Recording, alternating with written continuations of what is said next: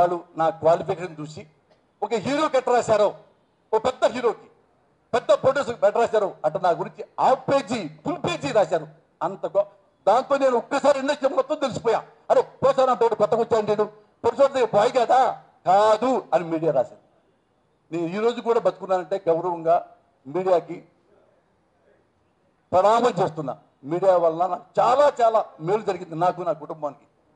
అది మా cinema media, political media, total కూడా మీడియా. ఈ మీడియాకి ఈ మధ్య కొంచెం కొన్ని మీడియాకి మాత్రమే తెగులు పట్టింది.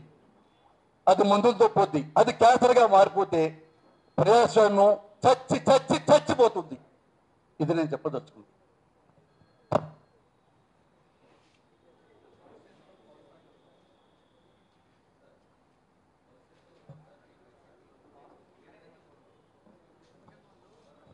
భవిష్యత్తులో పోసాని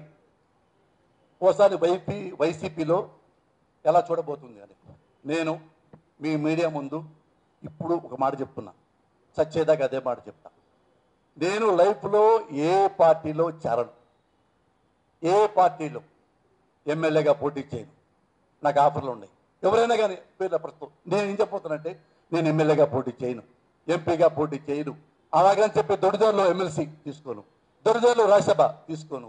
అలా సపరేట్గా వస్తాయి పోతుంది. చైర్మన్లు ఆ చైర్మన్ వస్తాయి కదా నామినేటెడ్ పలానా కార్పొరేషన్ లెదర్ కార్పొరేషన్ ఈ కార్పొరేషన్ ఏ నామినేటెడ్ పదవులు నేను తీసుకోను. ఎలాంటి రాజకీయ పదవులు కానీ ఏమి తీసుకోను. ఇలాగే ఓటర్ కానీ ప్రతిస్పందిస్తా. ఇది ప్రమాణ సాక్షి, నా బిడ్డల మీద సాక్షి. ఇది మించి నేనేమైనా వాళ్ళు పదవులతో పెట్టారండి ఏం చేయమంటారు, వాజ్పేయి గారు ఉంచోరా అంటే చీట్ ఇచ్చారని ఏం చేయమంటారు అనే లంగా మాటలు మాట్లాడినా మాటతో నా కొడక మాకు ఊసాలండి ఇక్కడ ప్రతిపెట్టి. ఏంటండి వీడియో నచ్చిందా? అయితే ఓ లైక్ వేసుకోండి, లేదంటే ఓ కామెంట్ చేయండి. ఎప్పటికప్పుడు మా వీడియోస్ చూడాలంటే సబ్స్క్రైబ్ చేసుకోండి.